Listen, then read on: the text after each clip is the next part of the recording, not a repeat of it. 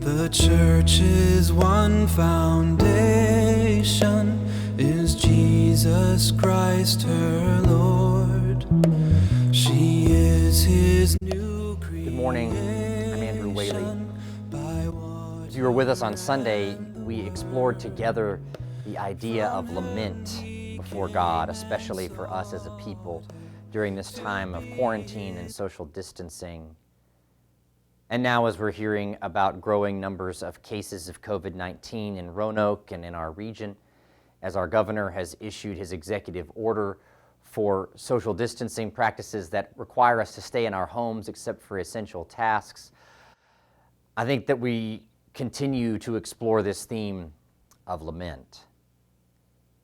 In addition to the place of lament in the book of Lamentations, the other place biblically where we turn for examples of how to do this is to the book of Psalms. There are entire psalms of lament from the people of Israel and Judah crying out to God. Some of the elements that shape lament is this open, raw crying out to the Lord, blaming God for what's happening in the present moment, screaming and raging at God, saying, "Where are you? Why aren't you acting? Don't you remember us?" And then there's always this act of confession. We know that we have wandered away. We know that we have deserved this rejection.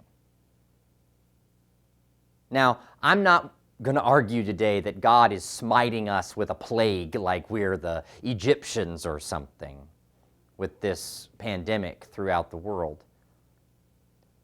But I do think that Lamentations has something to teach us about our relationship to the Almighty, that we are to be crying out right now, not ignoring our pain, that God can handle our anger and our sorrow, that we can say to God, "How dare you do this?"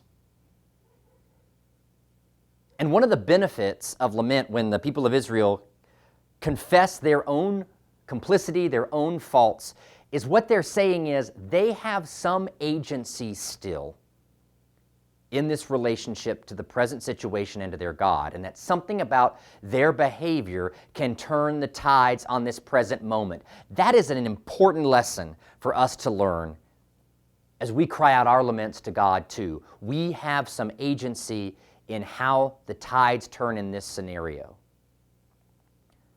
So I'm going to invite you with me today to hear these words from the 74th Psalm. I'm going to be reading today from Eugene Peterson's paraphrase, The Message, Psalm 74. "You walked off and left us and never looked back." God, how could you do that? We're your very own sheep. How can you stomp off in anger? Refresh your memory of us. You bought us a long time ago, your most precious tribe. You paid a good price for us. Your very own Mount Zion. You actually lived here once.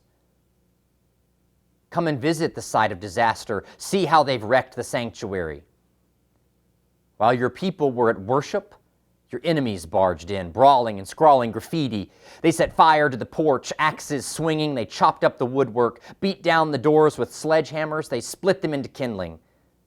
They burned your holy place to the ground, violated the place of worship. They said to themselves, "We'll wipe them all out," and burned down all the places of worship. There's not a sign or symbol of God in sight, nor anyone to speak in his name, no one who knows what's going on. How long, God, will barbarians blaspheme, enemies curse, and get by with it? Why don't you do something? How long are you going to sit there with your hands folded in your lap? You hear that rage and that lament, this crying out to God, "Where have you been? Why haven't you acted? Do you not care about us?" Now, the depiction here of the barbarians coming into the place of worship and destroying it is, of course, once again, that central crisis for the people of Israel, the destruction of Jerusalem and especially the temple. These are the people who have seen their lives taken away from them, who have watched death falling out in the streets. So they say, "How dare you? Where are you?" In agony, they say, "Remember us.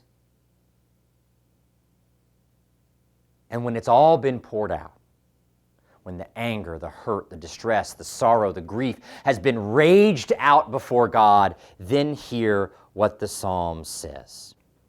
God is my king from the very start. He works salvation in the womb of the earth.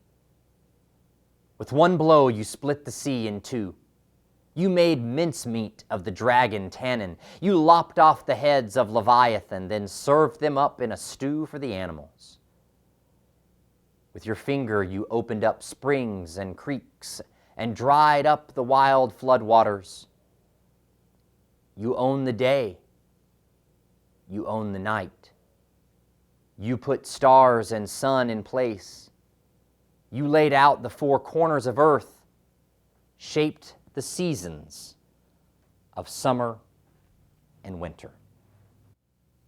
So after all this rage, all this grief, all this lament, the psalmist's vision turns heavenward. God has been my king. And the psalmist begins to affirm who they know God to have been. And they work backwards. They start with the splitting of the floodwaters, that event of Exodus, God's great act of liberation when the people were freed from slavery in Egypt. But then it goes back further still to the cosmic story of creation, the defeat of Tannin and Leviathan, the creation of the animals, the formation of creeks and streams, the separation of the stars and the sun, and the seasons of summer and winter. I don't know if you've paid attention or not. We've been so consumed with this news. We have been so tearful in our lament. But we are having an absolutely stunning season of spring in Roanoke this year. The azaleas in our yard are bursting with pink flowers. The tulips have risen from the ground. The rhododendron are in bloom. The red buds are pink on the streets. It seems so contrary to the news we're reading, to the stories of death around us, to the quarantine in our homes. And yet, this beauty of the creation is springing forth. Signs of new life from the God who has shaped the world to work in that way. Pay attention to the seasons, for they may be a kernel of hope in the midst of our despair and lament.